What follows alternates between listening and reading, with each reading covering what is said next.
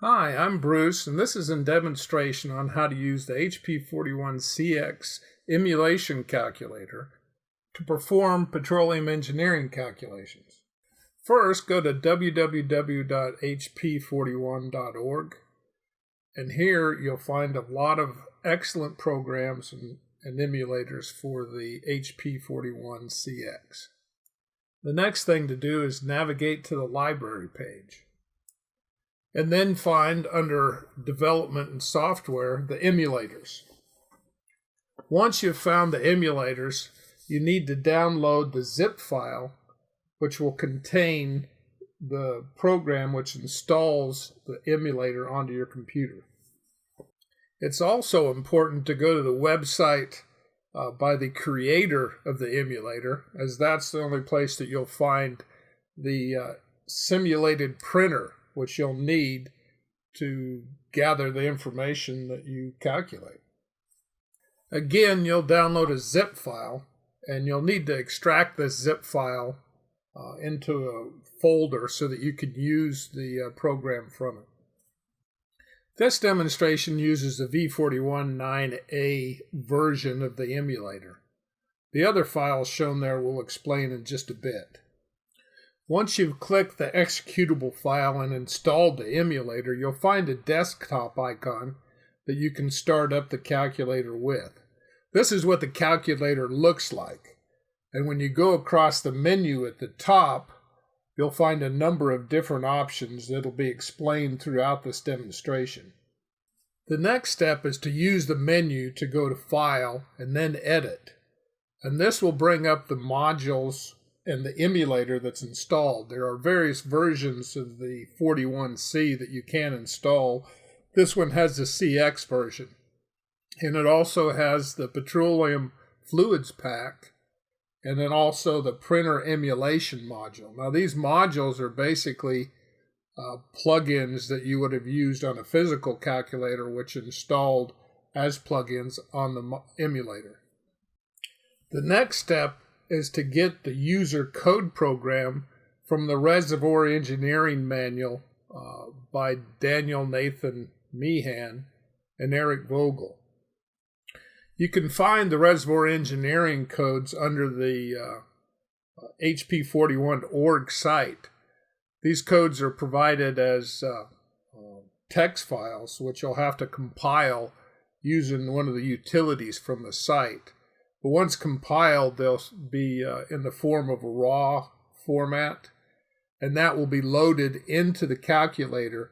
And these basically emulate your, in a card reader, magnetic strips that are put into the calculator to load a program. The Reservoir engineering program OILtd, after it was compiled, will be used in this demonstration.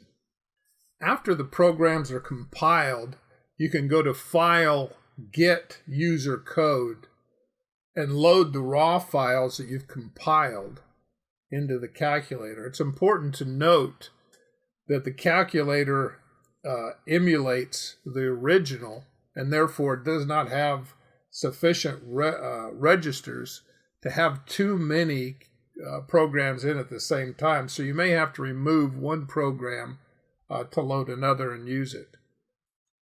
It's also important to know that the speed of the calculator emulates the original hardware, but you can speed it up by going to the settings and putting it to turbo mode and giving it a faster speed so that the calculations will be performed in a faster manner. So let's try our first example, which will be from the Petroleum fluids pack. Note that all the manuals for these various programs and HP modules are on the HP41.org site, so that you can get the manual to determine how to use the program. In this example, we're going to use the critical temperature, critical pressure calculation for a gas to show you how the calculator works. First, you'll punch the key that allows, or program execution key, which will allow you to load the subroutine from the Petroleum fluids pack. You can slow down or pause this video to see the exact keystrokes under the cursor, but generally speaking, I'm inputting the keystrokes that are shown to the right. As you can see, we use the example at the right to prove that we're using the calculator correctly. Now it's important to understand how the printer works so that you can record your calculations for later use. Here, what I've done is take the zip file that I downloaded and I extracted it to a folder called Printer. And in the folder called Printer, there's an executable program that runs the printer emulation that will record the output of your programs. Once you start the printer emulation program, it'll give you a dialog box that looks like this. On the dialog box, there are start and stop buttons to start and stop the printer recording. So now let's do an example of how it records.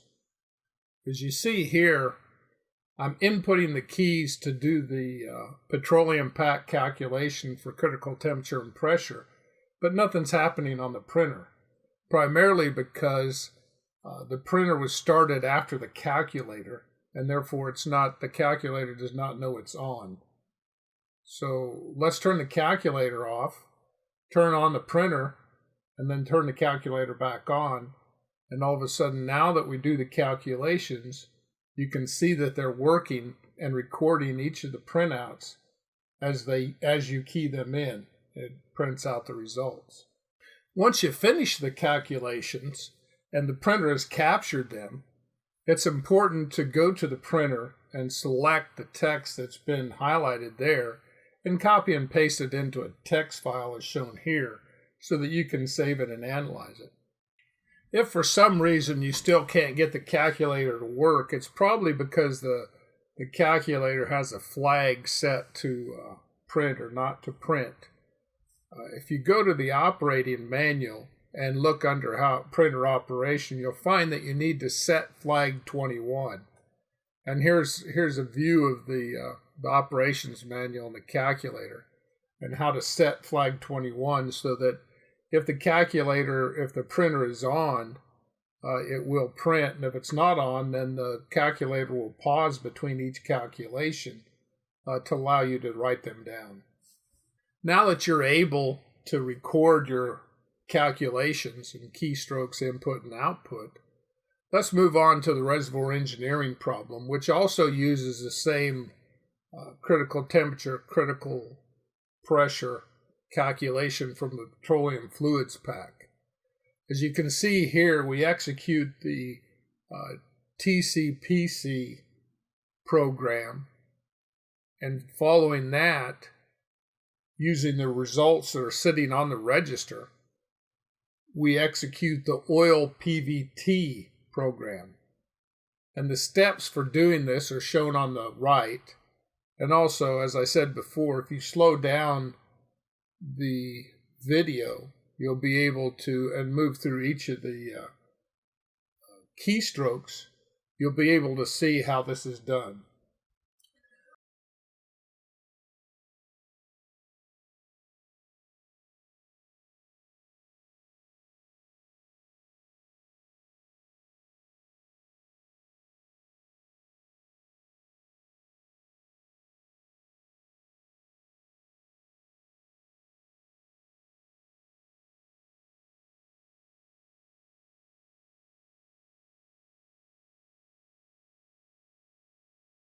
Hopefully you found this video useful. I'm Bruce from OILtd Innovations, and thanks for listening.